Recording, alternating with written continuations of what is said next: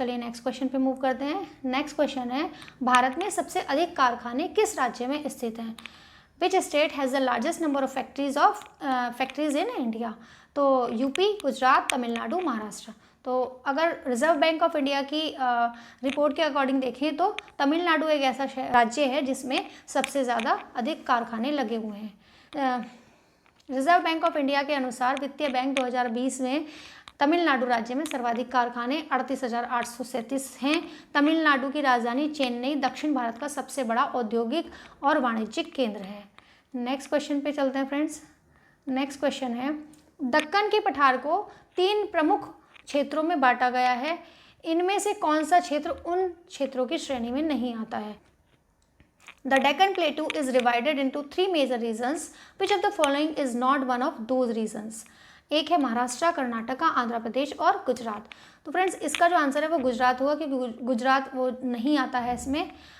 जो डेक्कन प्लेटू है वो लावा से निर्मित एक पठार है और इसका जो विस्तार है वो महाराष्ट्र से लेके पश्चिमी घाट, पूर्वी घाट तक, कर्नाटका, आंध्र प्रदेश और एमपी तक है।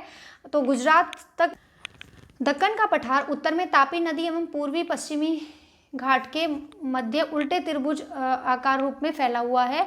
दक्कन के पठार के अंतर्गत महाराष्ट्र, तेलंगाना, आंध्र प्रदेश, तेलंगाना का पठार, कर्नाटक का पठार, तमिलनाडु का पठार शामिल होते हैं।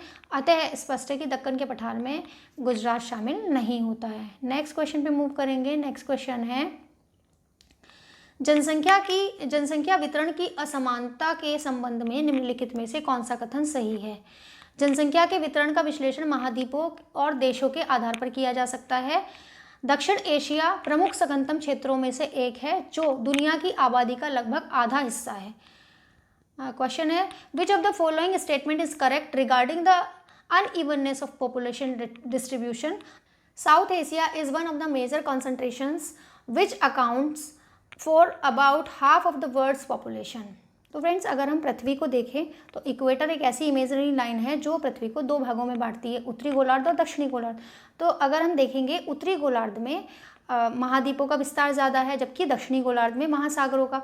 तो महासागर में तो जनसंख्या ज़्यादा नहीं रह पाएगी, वहाँ पे सर्वाइव करने के लिए उसकी अनुकूलतम परिस्थितियाँ अवेलेबल नहीं है, वहाँ ना खेती की जा सकती है ना कुछ हो सकता है। तो जनसंख्या कहाँ ज़्यादा होगी? महाद्वीपों में। तो ऑप्शन नंबर ए ठीक है, जनसंख्या के वितरण का विश्लेषण महाद्वीपों और देशों के आधार पर किया जाता है। तो देखिए सेकंड ऑप्शन कहता है कि दक्षिण एशिया प्रमुख सघनतम क्षेत्रों में से एक है। तो फ्रेंड्स दक्षिण एशिया में जो मोस्ट पॉपुलेटेड कंट्रीज़ हैं जैसे कि इंडिया आता है, श्रीलंका आता है, बांग्लादेश आता है, भूटान और पाकिस्तान, अफगानिस्तान, इस तरीके के देश आते हैं जिनकी पॉपुलेशन बहुत ज़्यादा है, लेकिन आधी जनसंख्या है, लगभग आधा है पूरी दुनिया की आबादी का। ये स्टेटमेंट गलत है, ये 24 पॉइंट समथिंग है। तो इस तरीके से इसका जो आंसर है वो फ्रेंड्स ऑप्शन नंबर ए है, केवल 1। जनसंख्या वितरण एवं घनत्व समस्त संसार में एक जैसा नहीं है। जनसंख्या के वितरण को जलवायु, स्थल रूप, मृदा, शक्ति, खनिज संसाधन तथा सामाजिक संस्कृति जैसे कारक प्रभावित करते हैं। तो फ्रेंड्स जनसंख्या कहाँ रहेगी? वहाँ पे जहाँ पे उसके रहने की अनुकूलतम स्थितियाँ मिलेंगी, जैसे कि उसको खाने के लिए मिल जाए और जो भी उसकी ज़रूरतें हैं पानी की। आप पुराने ज़माने में भी अगर देखें, पुरानी हिस्ट्री को उठा के देखें तो वहाँ पे लोग कहाँ आते थे, कोई भी संस्कृति कहाँ फलती फूलती थी? नदियों के किनारे, क्योंकि नदियों के किनारे पानी मिल जाता है, फर्टाइल लैंड होती है जहाँ पर आपका कृषि अच्छी खासी की जा सकती है। तो वहाँ पर खाद्यान्न पदार्थ आपके बहुत अच्छे से हो जाते हैं, उग जाते हैं, इसलिए जनसंख्या वहीं पे सर्वाइव करती है, वहीं पे ज़्यादा रहती है। जैसे कि अगर आप इंडिया के कॉन्टेक्स्ट में बात करें तो इंडिया में यूपी, बिहार, बंगाल ये ऐसे क्षेत्र हैं जहाँ पे गंगा की वजह से वहाँ की जो मृदा है वो फर्टाइल है, जलोढ़ मिट्टी आती है हर बार, गंगा जो है वो अपने साथ बहा के लाती है और वहाँ की जो जलोढ़ मृदा है वो बहुत ज़्यादा फर्टाइल है। इसलिए यूपी में और बिहार, बंगाल में जो आबादी है वो बहुत ज़्यादा है। तो इसलिए वहीं पे जनसंख्या सर्वाइव कर पाएगी जहाँ उसके खाने पीने की चीज़ें, रहने की चीज़ें, उसकी जो ज़रूरतें हैं वो पूरी हो पाएंगी। तो इस तरीके से वहाँ की स्थल रूप कैसा है, वहाँ की जलवायु कैसी है, वहाँ की मृदा कैसी है, खनिज संसाधन कितने उसे मिल पा रहे हैं चाहिए ताकि उसकी और दूसरी ज़रूरतें भी पूरी हो सके। इसलिए जनसंख्या के वितरण का विश्लेषण महाद्वीपों और देशों के आधार पर किया जा सकता है। फर्स्ट ऑप्शन सही है। विश्व बैंक की 2021 की रिपोर्ट के अनुसार दक्षिण एशिया प्रमुख जनसंख्या सघनतम क्षेत्रों में से एक है, जो विश्व की 24.11% जनसंख्या वहाँ पे निवास करती है। और क्वेश्चन में दिया हुआ था कि आधी, लगभग दुनिया की आधी जनसंख्या, लगभग चौथाई अगर वहाँ पे होता तो ऑप्शन आपका ठीक हो सकता था, इसलिए ऑप्शन नंबर 2 जो है वो गलत है। नेक्स्ट क्वेश्चन है फ्रेंड्स, पामर इंडेक्स निम्नलिखित में से किस आपदा से संबंधित है? Palmer index is associated with which of the following natural disasters? PDSI की जो फुल फॉर्म है फ्रेंड्स वो है पामर डॉट सीवियरिटी इंडेक्स, कि मतलब वो कितना गंभीर है, कितना ड्रॉट जो है वो कितना गंभीर है, कितना सीवियर है। तो इसका जो आंसर है फ्रेंड्स वो उस हिसाब से हो जाएगा ऑप्शन नंबर 2। पामर ने 1965 में इस सूचकांक को सूखे की गंभीरता को मापने के साधन के रूप में विकसित किया था। पामर सूखा गंभीरता सूचकांक PDSI में मिट्टी की जल धारण क्षमता की जानकारी के साथ साथ मासिक तापमान और वर्षा के डाटा का उपभोग करने की गणना की जाती है।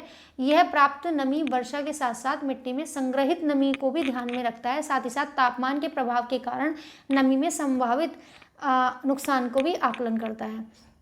इसमें मिट्टी में कितनी क्षमता है जल धारण करने की, इसके साथ साथ जो मासिक तापमान है, यानी कि एक मंथ में वहाँ का तापमान कितना हुआ, एक औसत तापमान कितना रहा, वर्षा कितनी वहाँ पे होती है, इन सब चीज़ों की गणना करता है। नेक्स्ट क्वेश्चन है, निम्नलिखित में से भारत के राष्ट्रीय उद्यान राज्यों का कौन सा युग्म सही है? Which of the following pairs of national park of India states is correct? तो इसके जो ऑप्शन है फ्रेंड्स, साइलेंट वैली उद्यान, राष्ट्रीय उद्यान साइलेंट वैली नेशनल पार्क, ये सभी ने सुन रखा होगा, केरला में है, ऑप्शन नंबर 1 गलत। बांधवगढ़ नेशनल पार्क, ये राजस्थान में नहीं है, ये MP में है। कान्हा नेशनल पार्क, ये भी MP में है। तो इसके 2 ऑप्शन तो गलत हो गए, सही पूछा है ना? हाँ सही, तो ऑप्शन नंबर 3 जो है वो इसका वो सही हो जाएगा फ्रेंड्स, ऑप्शन नंबर 3 ठीक हो जाएगा। इस तरीके से इसका जो है ओनली थर्ड सही है, इसमें कुछ ज़्यादा डिस्कशन की ज़रूरत नहीं है। ये जो है आपका याद करने जैसी चीज़ है, इसमें समझाने जैसा कुछ नहीं है। कान्हा नेशनल पार्क और बांधवगढ़ दोनों ही MP में है, जबकि साइलेंट वैली केरल में है। तो इस तरीके से नेक्स्ट क्वेश्चन पे बढ़ते हैं फ्रेंड्स। नेक्स्ट क्वेश्चन है, भोपाल गैस त्रासदी डैश का उदाहरण है? The Bhopal gas tragedy is an example of, तो ये है आपका biological disaster, physical disaster, technological disaster और केमिकल डिजास्टर। तो फ्रेंड्स MP में 3 दिसंबर 1984 को जो है एक कंपनी थी जिसका नाम था यूनियन कार्बाइड, तो उसमें मिथाइल आइसोसाइनाइड नामक गैस का जो है वो रिसाव हो गया था, जिसके कारण वहाँ के लोगों की दम घुटने से मृत्यु हो गई थी। बहुत सारे जो है उनमें शारीरिक अपंगता आ गई थी, लगभग 8000 लोग मारे गए थे और बहुत सारे अपंग हो गए थे। तो ये एक केमिकल डिजास्टर था, क्योंकि गैस से रिलेटेड बात है तो ये केमिकल डिजास्टर था। इस तरीके से जो इसका आंसर है फ्रेंड्स वो हो जाएगा ऑप्शन नंबर D, इसका आंसर हो जाएगा। और ये जो है मिथाइल आइसोसाइनाइड जो है वहाँ पे यूज़ हो रही थी एज ए कीटनाशक, जब वहाँ पे कीटनाशक बनाया जा रहा था उसके लिए ये गैस यूज़ हो रही थी। किन्हीं कारणोंवश ये गैस जो है वो लीक हो गई, फैल गई और पूरे जो वहाँ के इलाके में पूरे भोपाल में फैल गई। और भोपाल गैस त्रासदी रासायनिक आपदा है। भोपाल गैस त्रासदी भारत में घटित सबसे बड़ी गैसीय दुर्घटना है। यह मध्य प्रदेश राज्य के भोपाल शहर में घटित हुई थी। इसका मुख्य कारण मिथाइल आइसोसाइनाइड का गैस रिसाव है। और ये जो गैस थी फ्रेंड्स, ये वहाँ पे कीटनाशक दवा बनाने के में यूज़ हो रही थी। तो दम घुटने के कारण बहुत लोगों की मृत्यु हो गई थी, लगभग 8000 लोगों की मृत्यु हो गई थी और न जाने कितने लोग वहाँ पे अपंग हो गए थे, किसी की आँख वगैरह में प्रॉब्लम हो गई थी, इस तरीके से। नेक्स्ट क्वेश्चन है फ्रेंड्स, ट्रक फार्मिंग किसकी खेती से संबंधित है? Truck farming is associated with the cultivation.